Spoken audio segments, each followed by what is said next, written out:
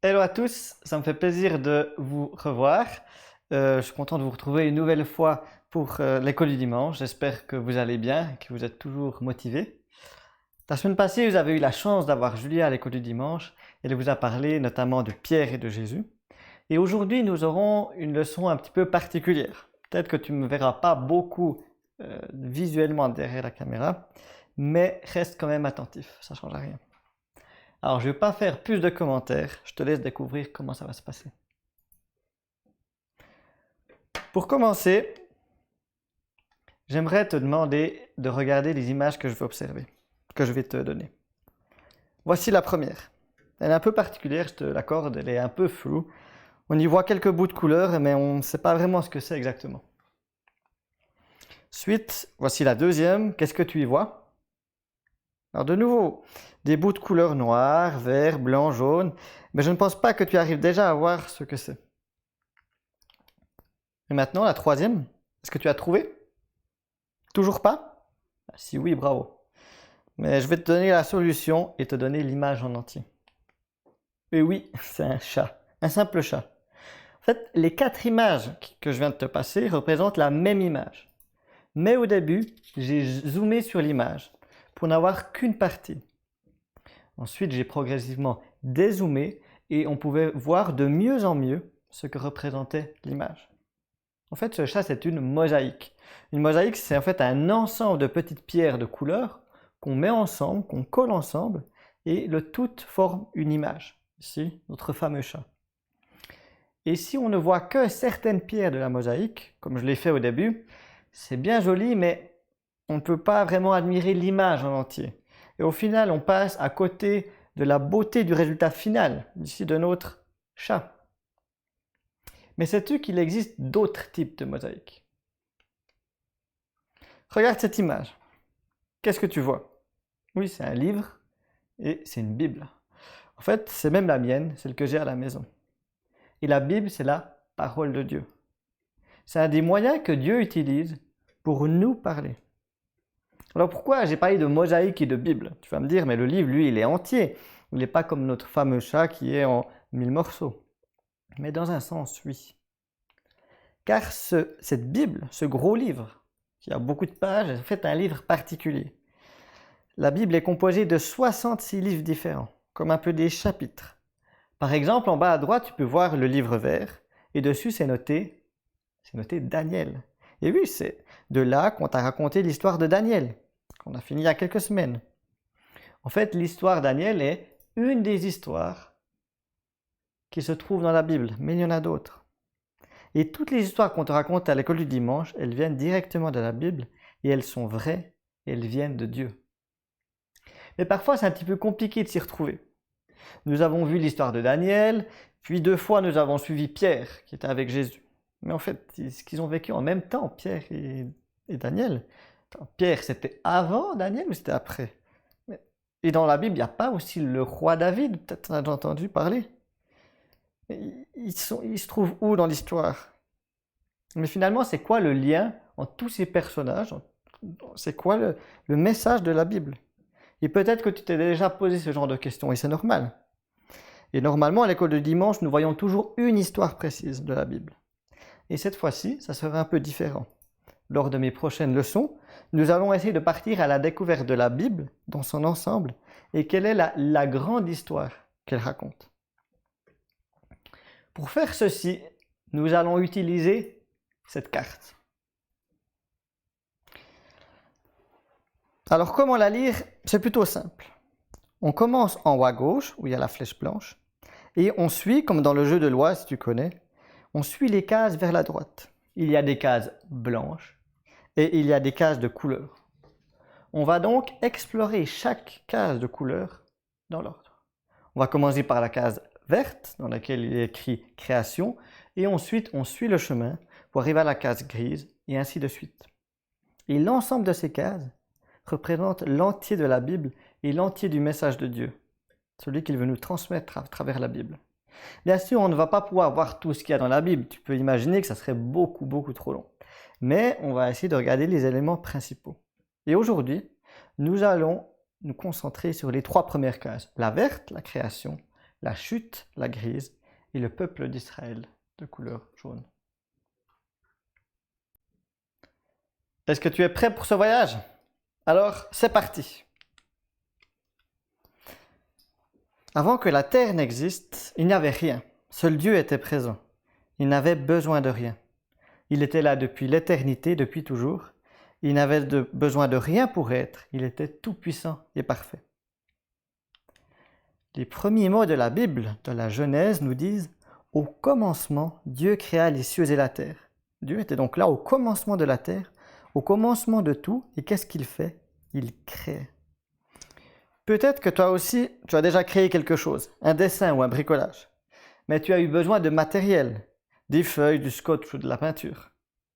Mais Dieu, lui, est tout-puissant. Il n'a pas eu besoin de cela. La Bible nous dit qu'il a créé par la parole. Imagine, il disait que la lumière soit, et la lumière apparaissait. Et c'est ainsi qu'il a créé la terre entière. L'eau, le sol, le ciel, le soleil, les animaux, la nature et tout ce que tu peux trouver sur terre. C'était quelque chose de magique, d'extraordinaire. C'était une création parfaite.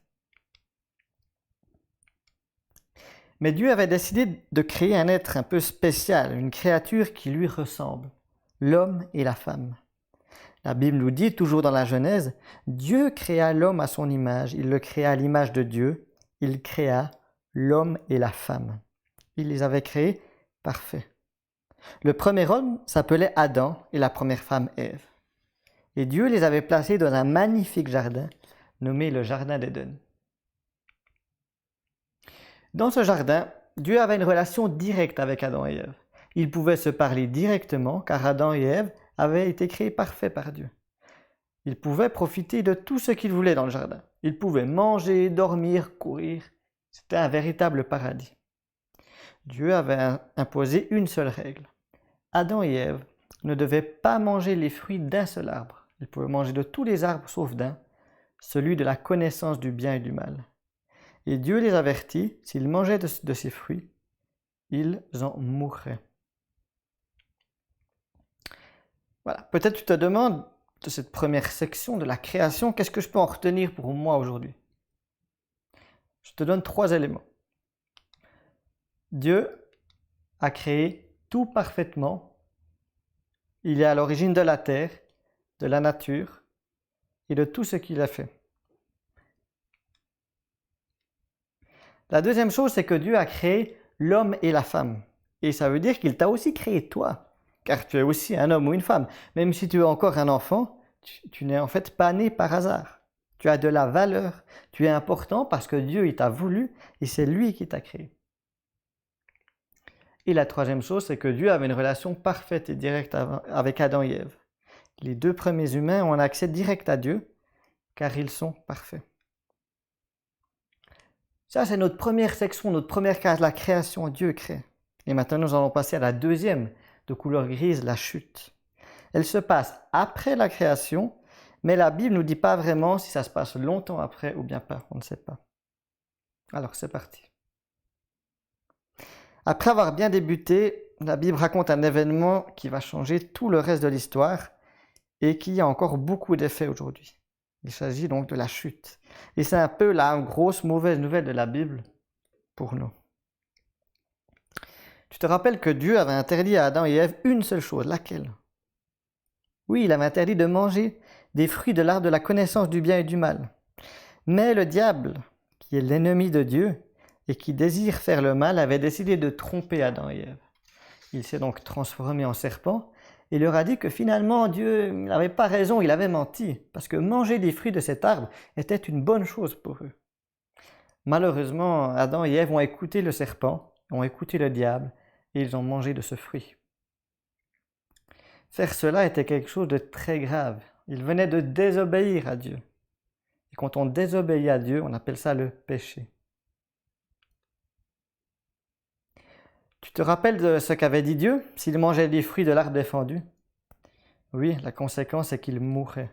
Et Dieu est un Dieu juste et il fait ce qu'il promet. Il a donc dû les chasser du jardin d'Éden. Adam et Ève ont péché, cela les sépare de Dieu et cela fait qu'un jour ils mourront. Qu'est-ce qu'on peut retenir de ceci? Adam et Ève ont péché, ils sont séparés de Dieu et chassés du jardin. Et leur désobéissance provoque une séparation avec Dieu et ils en mourront. Et la deuxième chose, c'est que le péché te sépare aussi de Dieu. Et oui, le péché ne concerne pas seulement Adam et Ève. Depuis leur désobéissance, qu'on appelle donc la chute, le péché s'est répandu dans le monde entier et jusqu'à maintenant. Et chaque fois que tu désobéis à Dieu, que tu ne le reconnais pas comme ton Dieu, tu commets en fait un péché. Et ce péché te sépare de Dieu, car Dieu est parfait. Il ne peut pas être en contact avec le péché.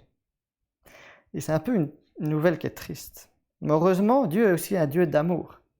Et il avait de tout temps prévu une solution pour que je puisse retrouver la vie et la relation avec Dieu.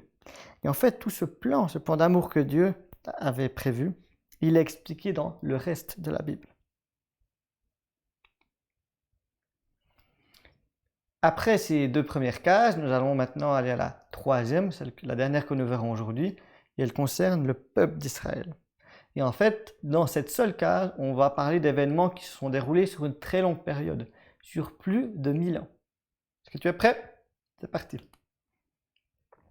Adam et Ève, qu'on vient de voir, eux, ils vont avoir des enfants, qui eux aussi auront des enfants, et ainsi de suite. Et les humains vont se répandre tout autour de la terre. Pourtant, la plupart des hommes sont orgueilleux et méchants, et ils n'aiment pas Dieu. Et Dieu avait pourtant essayé de régler ce problème en envoyant un déluge, c'est-à-dire une grande inondation qui avait détruit tous les humains. Et seul Noé et sa famille, qui avaient été sauvés dans une arche, dans un grand bateau, car Noé aimait et obéissait à Dieu. Mais malgré cela, les descendants de Noé continuaient d'être rebelles à Dieu. Très longtemps après la création et la chute, vivait un homme qui lui était fidèle à Dieu. Il s'appelait Abraham. Cet homme aimait et obéissait à Dieu. Il avait même quitté son pays, car Dieu le lui avait demandé.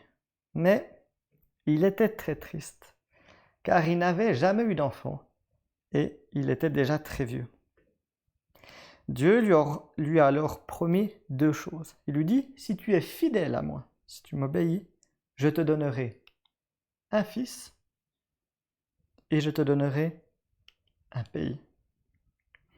En fait, il lui dit, tu auras un fils qui lui-même aura un fils et ainsi de suite. C'est ce qu'on appelle la descendance, d'avoir des gens qui, après nous, portent notre nom et qui continuent. Et Dieu lui dit, regarde le ciel, tes descendants seront aussi nombreux que toutes les étoiles. Je ne sais pas si tu as déjà observé les étoiles dans le ciel. S'il n'y a pas trop de lumière autour de toi, tu peux voir qu'il y en a beaucoup, beaucoup, beaucoup. Et plusieurs années après cela, malgré parfois les doutes d'Abraham, Dieu a finalement donné un fils à Abraham et Sarah, qui est la femme d'Abraham. Le nom de ce fils était Isaac, et en fait c'était un miracle, car il était déjà très vieux. Ensuite, Isaac a eu aussi un fils qui s'appelait Jacob. Jacob a eu aussi un fils qui était Joseph. Peut-être que ce nom te dit quelque chose, et que tu te rappelles de l'histoire de Joseph. Il avait été vendu par ses frères comme esclave aux Égyptiens. Mais même dans cette situation difficile, Joseph avait décidé de faire confiance à Dieu. Dieu avait permis que Joseph devienne une personne très importante pour le chef des Égyptiens, qu'on appelle le Pharaon. Et le Pharaon, qui dominait tout le pays, aimait beaucoup Joseph, et il lui avait donné beaucoup de pouvoir en Égypte. Joseph avait alors pardonné à ses frères de l'avoir vendu et invité toute sa famille à venir vivre en Égypte. Et donc la famille de Joseph, qui est donc les descendants d'Abraham, ont vécu en Égypte pendant environ 400 ans. Et ils deviennent de plus en plus nombreux. Et longtemps après l'histoire de Joseph, un nouveau pharaon est venu. Et en fait, il n'aimait pas vraiment ce nouveau peuple, les descendants d'Abraham et de Joseph. Ce peuple qu'on appelait le peuple d'Israël. Et le pharaon avait décidé de faire du peuple d'Israël des esclaves. Il les obligeait à travailler, il les maltraitait. Mais Dieu avait décidé de sauver son peuple. Il avait décidé de le libérer de l'esclavage. Il a envoyé un homme, Moïse, pour obliger le pharaon à laisser partir son peuple.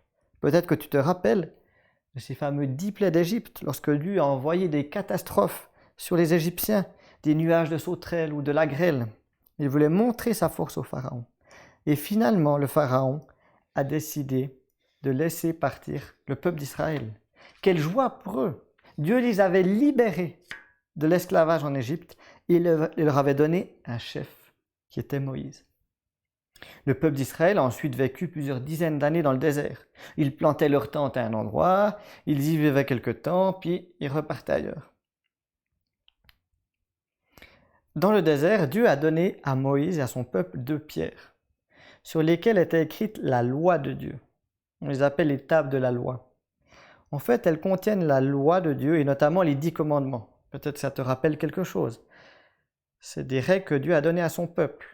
Il y a notamment « Tu n'auras pas d'autre Dieu que moi » ou bien « Honore ton père et ta mère ». Et en fait, cette loi, ces règles dit comment Dieu voulait que les hommes vivent. Mais cette loi et ces règles étaient très difficiles à respecter. Te rappelles-tu des 2 promesses que Dieu a faites à Abraham? Oui, il en avait 2. Il avait promis 2 choses, un fils et une descendance. Et c'était maintenant accompli, parce que le peuple d'Israël, qui était en fait composé que de descendants d'Abraham, faisait maintenant plus de 2 millions d'habitants.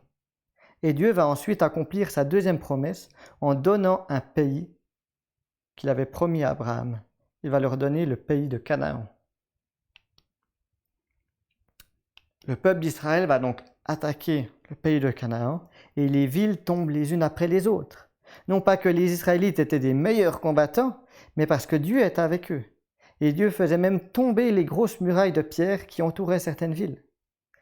Et Dieu venait de leur donner un pays. Il venait de donner un pays à son peuple. Qu'est-ce qu'on peut retenir de ce peuple d'Israël? La première chose, c'est que Dieu a fait alliance avec son peuple. C'est-à-dire qu'il a choisi ce peuple et il en a fait un peuple spécial. Et dans son alliance, il fait des promesses. Il a fait 2 promesses à Abraham, qu'on vient de le voir, une descendance et un pays. Et Dieu les a réalisées. Contrairement à nous, Dieu réalise ses promesses, même si parfois cela prend du temps. Et Dieu a aussi sauvé son peuple d'Égypte. Il était esclave et il l'a libéré. Mais sais-tu que ces 3 éléments, l'alliance, la promesse, le fait d'être sauvé, s'appliquent aussi à toi personnellement, sur ton canapé. Dieu, il veut faire alliance avec toi. Il ne veut pas te laisser seul. Il aimerait te sauver. Non pas de te sauver d'Égypte, parce qu'en ce moment, je ne pense pas que tu te trouves en Égypte, mais te sauver du péché. On a vu dans la 2e partie, la chute, la case grise, que notre péché nous sépare de Dieu. On voit aussi que la loi que Dieu vient de donner à Moïse sur les pierres est impossible à respecter. Toutes ces règles, ni le peuple d'Israël, ni nous pouvons les respecter. Mais alors, que pouvons-nous faire?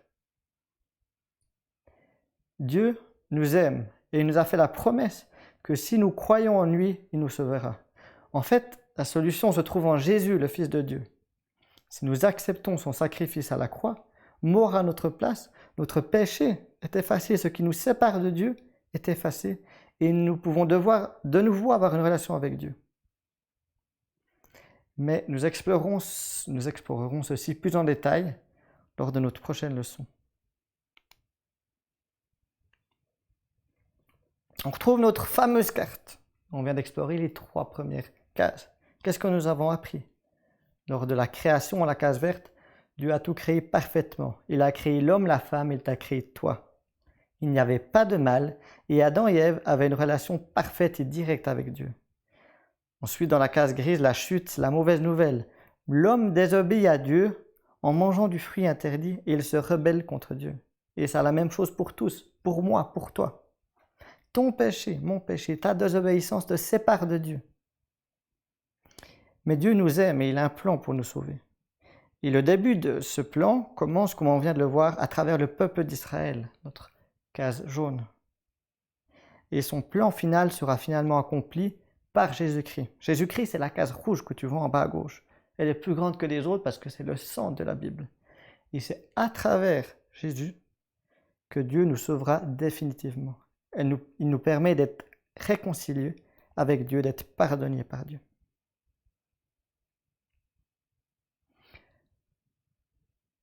Alors voilà pour cette première partie de cette grande histoire de la Bible. On vient de voir les 3 premières cases et lors des prochaines fois, on verra la suite.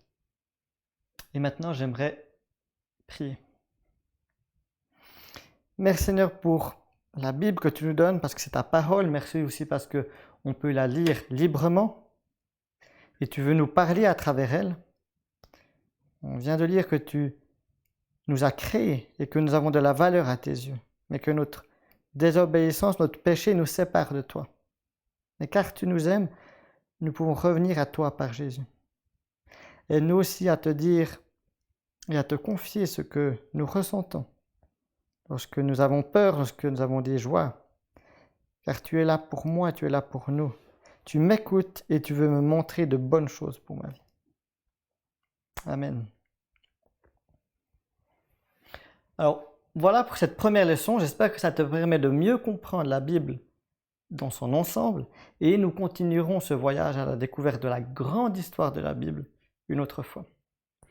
Tu trouveras aussi en description, tu peux demander à tes parents, un lien pour pouvoir télécharger cette fameuse carte qui représente la grande histoire de la Bible. Cette fois, il n'y aura pas les cases de couleurs, je les ai mises en blanc, et il n'y aura pas les mots pour chaque case, et c'est à toi de pouvoir colorier chaque case de la bonne couleur et de replacer les bons mots, création, la chute.